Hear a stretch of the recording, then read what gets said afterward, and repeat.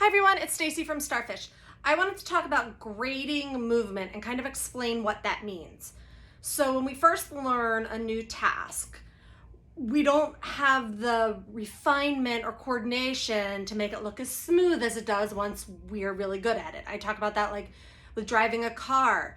Now we can kind of like eat, drink our coffee, put makeup on, like while barely moving the steering wheel to stay in a straight line. That is a refined movement. When we first started driving, there was a lot more of like this, like the bigger movements to try to stay in that straight line. But with practice, we slowly narrowed the range of those movements till we could just kind of like barely move at all. So that's what our kids are doing as well when they're learning to move. And we see this on land and in the Otoroo.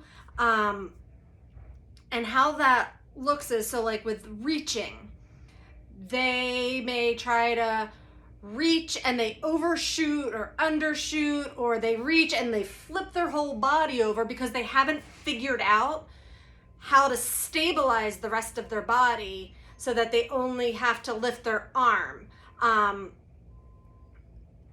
So in the beginning, they are reacting to what they are doing, but as they get more practice and refine it, they start to know like, okay, if I want to reach for something, I have to turn on X, Y, and Z muscles so that I don't just flip over. And that is part of development, learning new movements. It's an unconscious thing that happens for most kids. Some kids have to spend a lot more time practicing, but it's generally just something that happens with practice. So that's why I've talked about when kids learn how to get down from standing, in the beginning, they're going to plop. They don't have the control yet, and they don't quite know how they have to move, so they plop down.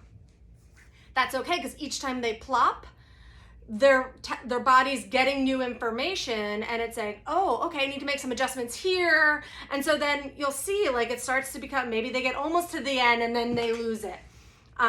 So it happens with every movement.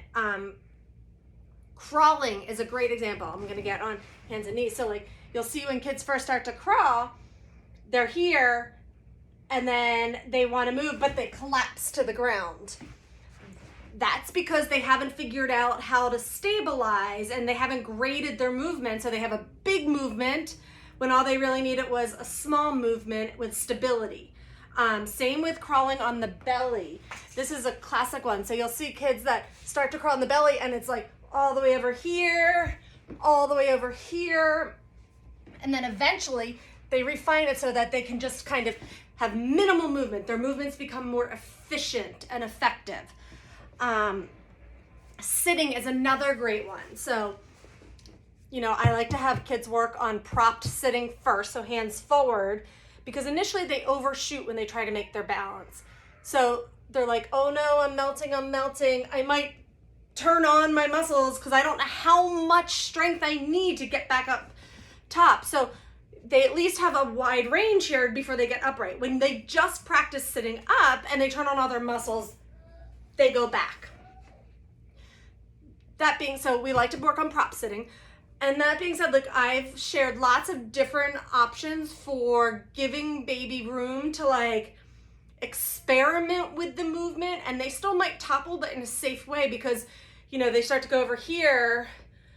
Well, they need to figure out what it takes to come up here, but then they might go too far the other way. And just like with the getting down from standing, every time they practice something, they refine it even more.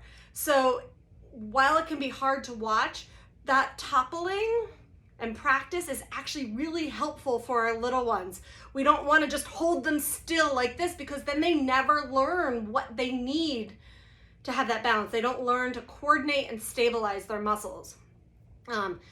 In the water with the Otoroo is a great opportunity. Like they can roll, and sometimes like they might start rolling and they're like, wait, I didn't want to finish that, so they'll come back, or they're learning to push off or reach, and reaching is a great one because it can cause you to roll. So all of the same principles on land are involved in the water as well. And the key is to give your little one time to practice and do some of the motor planning. Now you can still help out sometimes, but don't just jump in, and don't just hold them so still that they never get to experience that movement. Hopefully this all makes sense. Come visit us over at Starfish Therapies. We have lots of resources about these kind of topics. So thanks, guys.